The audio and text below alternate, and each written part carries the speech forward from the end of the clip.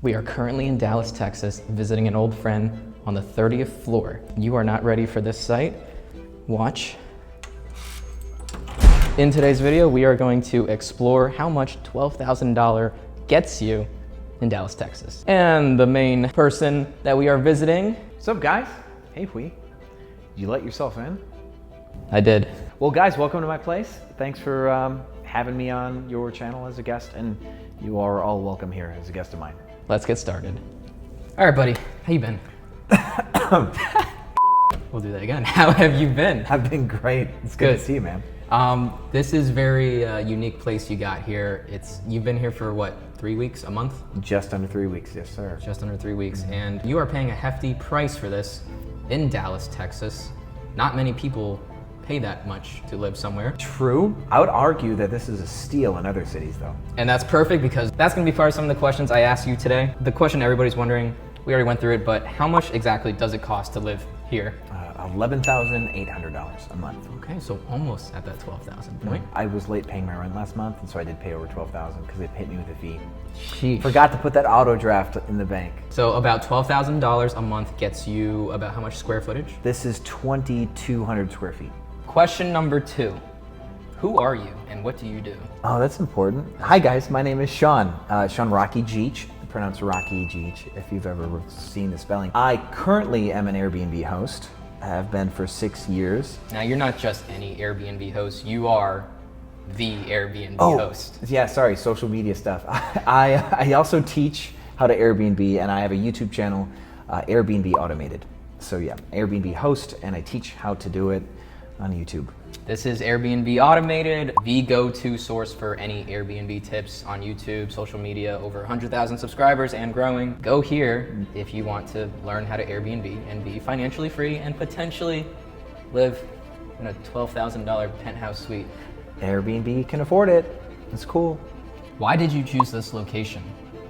So I have friends who I had lived with last year. So COVID happened, and I was living in Victory Park, Dallas already at a place called The Ascent. My buddy Sean Ray, my bestest friend in the world, he was living in, I think he's living at One Uptown. But when COVID hit, they were quarantining people. And so we just decided, let's move into the same building. So we moved into Deep Ellum, and then our leases all came up. And so we're still looking for another place we could all live in the same building. So I was moving up, and I wanted to get a place that was bigger like this for my content. So we needed a building that had like a really cool spot for me, but also really cool spots for Ray and Sean Ray.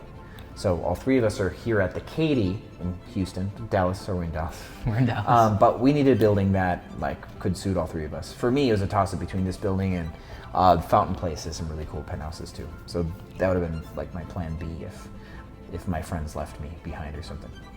So basically out of all of Dallas, this place, the Katy, met your needs the most. Yeah, this has the coolest living room, I think, out of all of them, right? This is the biggest, widest open like floor plan concept out of all the penthouses in the city. I've been crashing on this lovely couch area since I've been here, and I will say it's very comfortable. It's a good couch. It's a good couch. Question number 4. What are your plans for this space? Past, present, future? All of the above. Okay, so we've been practicing events, right? Yes. Brunch, UFC watch party, Marvel binge marathon was fun, dinner parties, stuff like that. Salsa night, stuff like that. I guess my goal is to host more, be more social. I want to shoot better content, so I want a place where I can put up a camera and just everything looks good. 1, so shoot content here. 2, throw cool dinner parties and stuff with my friends. I've made my balcony an outdoor dining area, so I could do like sunset dinners or brunches and stuff, which would be fun. And then I will be hosting like Airbnb events, like seminars in person and hybrid, right, where there's people, 20 to 40 people can sit in, but then it'll still get webcasted, right. Hybrid events. Oh, and I might actually put this on PeerSpace to test the luxury market for PeerSpace. For those of you who don't know what PeerSpace is, it's where you can pay by the hour for a house. You're not allowed to spend the night. You can't sleep there. It's not an Airbnb. It's not an accommodation. Interesting. But you can pay by the hour for meetings, photo shoots, video shoots, stuff like that. And a lot of the best PeerSpace spots are like themed, like retro themed, Back to the Future, stuff like that. So people can come in and get like a cool bunch of content with a theme on a budget. But luxury is a theme, but it's expensive, right? It's really hard to make luxury. So since I've got the spot, I can test to see if there's a market where people can afford it enough to make, like to take a penthouse, rent it, and then make enough on Peerspace to justify it just as a straight up Peerspace business model. Haven't ever tried to take a $12,000 a month place and try to turn a profit on it. That's normally not our Airbnb budget. So yeah, that's my other like harebrained idea for the place. I like that idea, and I think you should make a video on that idea. One day. Stay tuned. Question number 5. How does this compare to other places of value compared to like other cities such as Philly? So what you're paying for this compared to, you've been to so many cities now, so you can compare it. Yeah, so let's see. Philadelphia, Northeast in general. The buildings in Philly in the Northeast are smaller, naturally, and they're older. What I find with properties in Philadelphia or New York is it is just assumed that you are cool with tolerating that things are older, maybe that they're drafty, the appliances are older, the AC system is archaic, stuff like that. Dallas is more of a new build city. Everything's brand new. This building is less than 3 years old, right? Also the square footage, because Texas just has all the space, right? So the square footage you get per dollar is just completely different here in Dallas. And then the amenities, the luxury amenities, a place like this, obviously like 24-hour concierge, the pool, the gym here is epic, right? The gym here is so big that if you wanted a membership for it in Philadelphia, you'd pay $150 a month or something stupid like that just to have a membership to the gym that's included in this building. And I've got 3 parking spaces. I've got an unassigned, I've got an assigned, and I've got my garage. I've got 3 parking stickers I can use. That alone is like $600 a month or something stupid in Philadelphia, right? Yeah, those are probably the main differences with Philly. Miami, you get a very similar, something like this, maybe even higher up. The buildings are taller in Miami. And I think the prices are generally comparable. So I think you'd get something like this for the same price in Miami, possibly. But you go like to LA, you're not going to get a building like this in LA, this size especially. They don't even have stuff like this, like really in Denver or other places that I've seen. Milwaukee's a really cool city and has some high rises, but they don't have product like this either. But in Dallas, you get more square footage. The ceilings here are 14 feet high, which is awesome. Tons of parking and amenities and stuff like that. And I mean, obviously the view's great. The city's got a good skyline. I really do like Philadelphia's skyline though. I'd say if I could get this type of property in Philadelphia, I would expect it to be like 17,000 instead. Yeah. And I guess I would be cool with it if I wanted to live in Philly. I'd be cool with that price point for this. I'd feel like it's a deal in Philly. So overall, Dallas, you're getting more bang for your buck. Absolutely. Absolutely. You know what? This is rated for 250 pounds, and I just broke 200 pounds today because I'm bulking, and I didn't break it. So maybe it does. Would you say this is your favorite part of the outdoor deck? No, actually.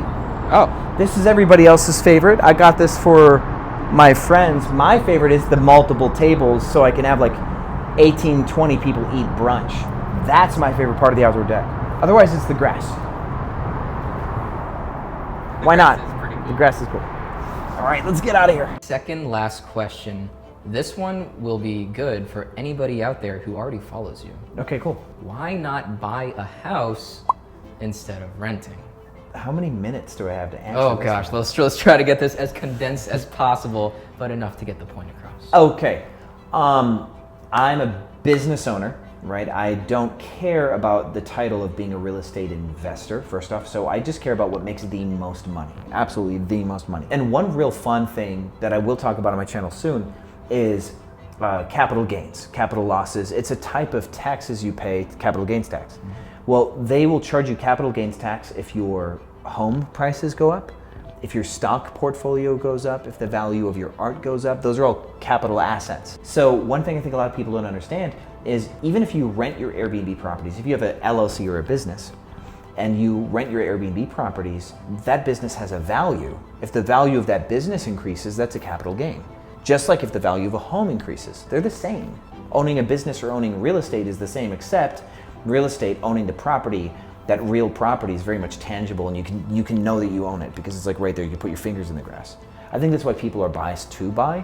But just long story short, renting properties identical to the ones you could buy, you could rent 3 or 4 times as many properties as the ones you own. Like the cost to acquire them is that much cheaper, and thus your profit on Airbnb It's like twice or 3 times as much. You just make more money.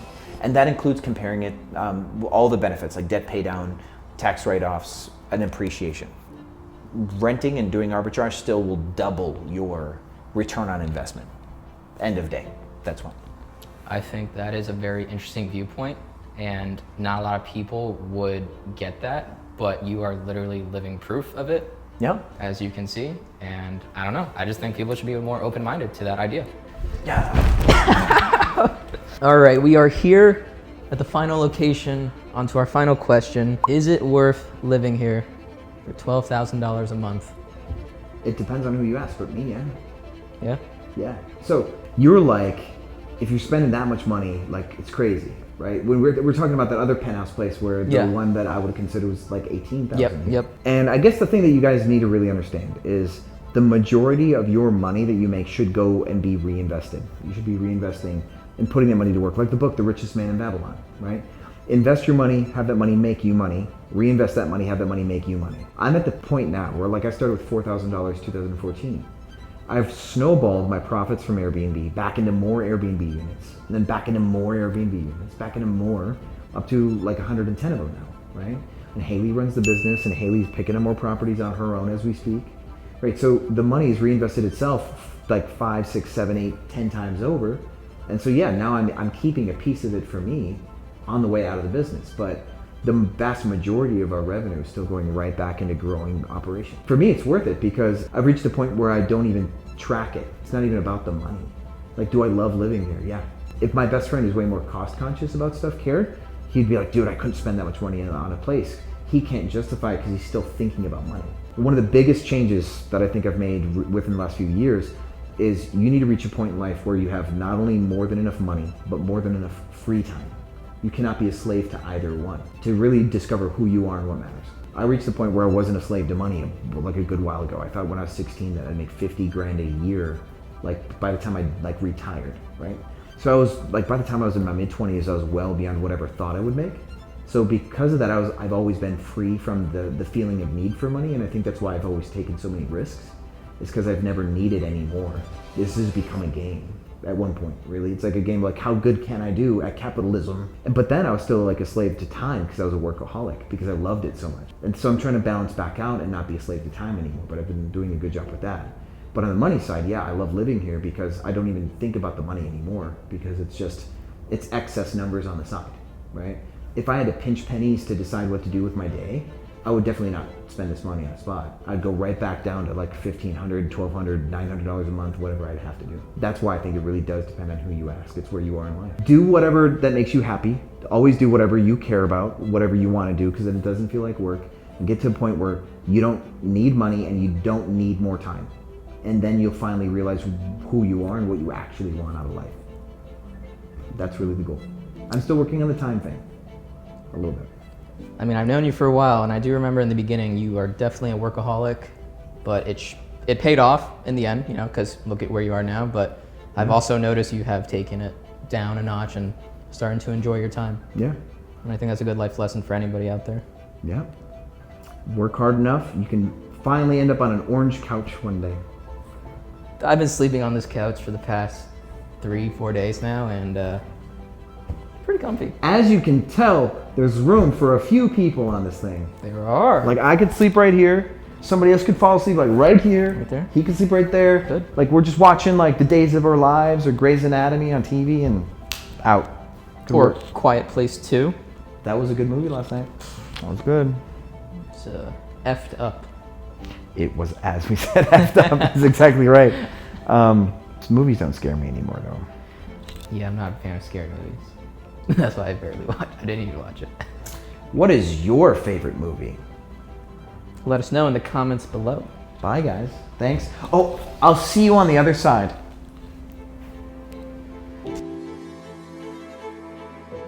All right, man. Thanks for being part of my vid. Of course, happy to help and happy to be a part of the content creation station that you are, the machine that you are. Content creation station. That's got a ring to it.